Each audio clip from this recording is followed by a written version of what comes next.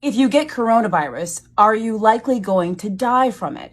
And if not, why aren't we hearing from people who have lived through coronavirus infection? Those two questions are questions you guys have sent me multiple times in the last week, and I realized I needed to break it down and explain it. I'm Dr. Jen Caudle. I'm a family physician doing videos on coronavirus every single day to answer your questions. First of all, guys, let me put your mind at ease. If you get coronavirus, you are not likely to die from complications of coronavirus, okay? In fact, 80% of people who get coronavirus only have mild to moderate symptoms at best. Most people by far not only live, but they live and they do very well. It's only a very small percentage of people that go on to have complications and actually die from the condition. So please understand that getting coronavirus does not mean you're necessarily going to die. Now, the people who are at highest risk from having these complications and doing worse, I keep saying over and over again, but I want to remind us, are those who are over 60 and in particular over the age of 80, and those who have underlying medical conditions, no matter what age they are. If you have a weakened immune system, if you're on certain treatments, immune suppressants, things like that, okay? But most people do just fine. So you say, well, then why haven't we heard from the survivors? The news keeps talking about how bad this is, but where's the good news? Why aren't you telling me? Why aren't you giving me stories about people who survive?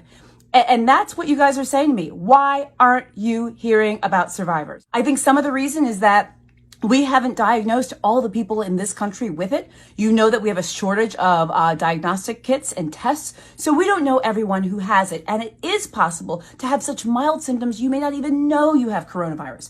But let me give you a couple of facts. First of all, okay, generally the symptoms of coronavirus start a couple days, 2 to 5 days or so after you get exposed. However, they can come up to 14 days after exposure. The most common symptoms are fever, shortness of breath, and cough, but you can also get symptoms that remind you of a cold or the flu, things like nasal congestion or stuffy nose. You may get body aches, things like that, okay?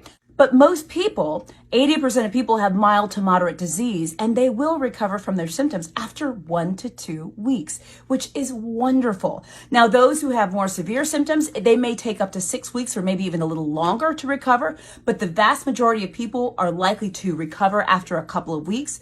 You also asked me, so how would someone treat it? If I got it, what does my family need to do for me? What do I need to do for my kids? Well, it's supportive treatment, guys. That's acetaminophen, which is Tylenol, ibuprofen, which is Motrin, or products like that to help with fever and muscle aches. It's cough suppressants. It's nasal sprays to help with nasal congestion. It's what we call supportive care. Fluids, rest, take it easy, okay? So if there's one thing I need to tell you guys is, I know you're not hearing from the survivors, but just know there are far more survivors than there are people who do not. And remember, just because you get coronavirus does not mean you're going to die from it. Far from it. Most people do well, and most people will recover within a couple of weeks. Guys, stay safe. I'm Dr. Jen Caudle. We'll talk to you soon.